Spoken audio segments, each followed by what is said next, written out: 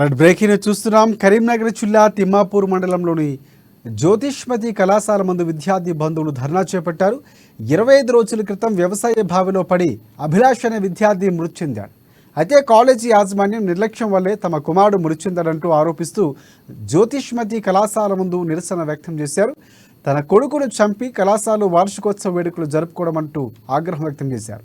ఇక మృతి చెందిన విద్యార్థి కుటుంబ సభ్యులు ధర్నాతో స్థానికంగా ఉద్రిక్తత వాతావరణం నెలకొంది.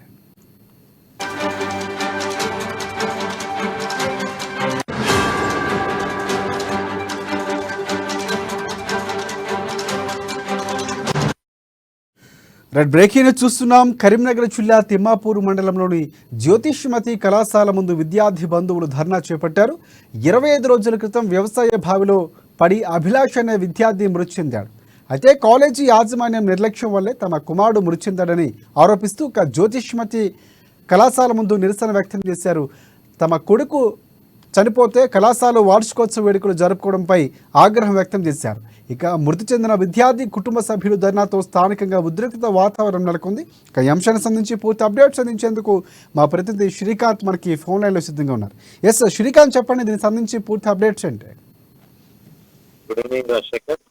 అయితే కరీంనగర్ జిల్లా మానగం తిమ్మాపూర్లోని జ్యోతిష్మతి కళాశాలకు చెందిన ఒక విద్యార్థి ఇటీవల గతలో తన పుట్టినరోజు ఈ నెల 1వ తేదీన అభిలాష్ అనే యువకుడు పుట్టినరోజు సందర్భంగా కాలేజీ బయటకు వెళ్లి స్నేహితులతో పుట్టినరోజులు వేడుకలు ఘనంగా జరుపుకొని కాలేజీకి బయలుదేరారు. అయితే 2వ తేదీ నుంచి కాలేజీలో అభిలాష్ కనిపించకపోవడంతో కూడా ఈ ఘటన ఆలస్యంగా వెలుగులోకి వచ్చింది. అయితే దీనికి సంబంధించి కళాశాల యాజమాన్యం ఎలాంటి చర్యలు చేపట్టట్లేదు. తమ బాబు అయితే ఈ రోజు ఏదైతే తమ బాబు మృతి చెందాడంటూ కూడా అభిలాష్ కు సంబంధించిన కుటుంబ సభ్యులంతా కూడా ఆందోళనకు దిగిన ఘటన ఉద్రిక్తత చోటు చేసుకుంది. అయితే బావిలో శవమై తెలియని అభిలాష్ మిస్టరీ ఇంకా వీడలేదు. దీనికి సంబంధించి ఈ నెల 27వ తేదీన ఏదైతే మొండెం కూడా అంటే మొండెం లభ్యమైనప్పటికీ కూడా తల మాత్రం ఇంకా లభ్యం అవునట్టుగా కూడా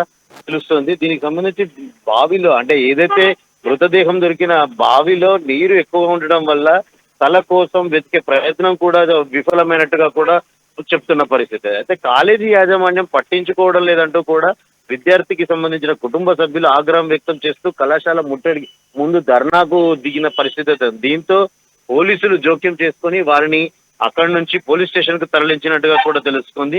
అయితే కాలేజీ యాజమాన్యం ఈ రోజు వార్షికోత్సవ వేడుకలు సంబరంగా జరుపుతున్నారు. అంటే కనీసం తమ కళాశాల విద్యార్థి మృతి చెందినప్పుడు కనీసం ఎన్ని రోజులు గడుస్తున్నప్పటికీ కూడా ఆ విద్యార్థి మృతికి సంబంధించి ఎలాంటి ఘటనలు చేపట్టట్లేదు, కనీసం వాకబు కూడా చేయలేదు అంటూ కూడా విద్యార్థి బంధువులు అయితే ఆరోపిస్తున్న పరిస్థితి అయితే నెలకొంది.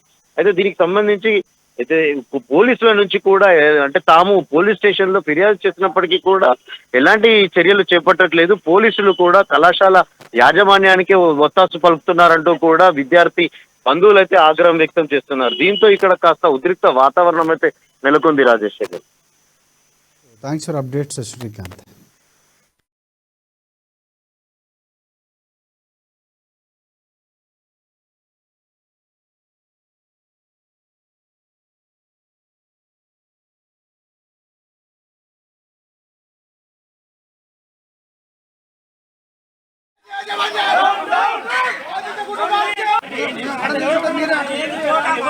హెడ్ ఇంకా దొరకలేదు. కనీసం హెడ్డింగ్ కు పంపింగ్ పెట్టింది బాయిలో, ఇంతవరకు కూడా వాటర్ తీయలేదు.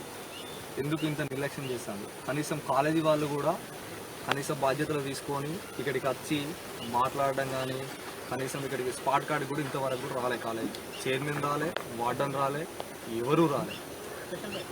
వాళ్ళకి కాలేజీ వాళ్ళకి ఏంది, డబ్బు కావాలి, మెయిన్ డబ్బు ప్లస్ స్ట్రెంత్, అంతకు మించి మాత్రం ఏం లేదు. వాళ్ళు ఎందుకు రావట్లేదు? మరి ఎస్ఐ ఎందుకు పట్టించుకుంటలేడు, సిఐ ఎందుకు పట్టించుకుంటలేడు?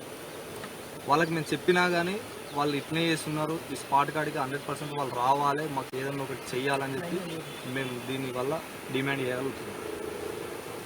చట్టరీత్యంగా కాలేజీ యాజమాన్యం మీద చర్య తీసుకోవాలి. ఖచ్చితంగా దీనికి సంబంధించింది బాధ్యత వహించాలి, కాలేజీ యాజమాన్యమే బాధ్యత వహించాలి. మనం బాబునైతే వాళ్ళకి ఎట్లా అప్పచెప్పినామో మన బాబుని మాత్రం వాళ్ళు ఖచ్చితంగా మనకి ఎట్లా మనం ఎట్లా పై కూడా మనకు వాళ్ళు తిరిగి అప్పచెప్పచ్చే బాధ్యత అన్నది. వాళ్ళు ఖచ్చితంగా రిజిస్టర్ మెయింటైన్ చేయాలి. బాబు అవుట్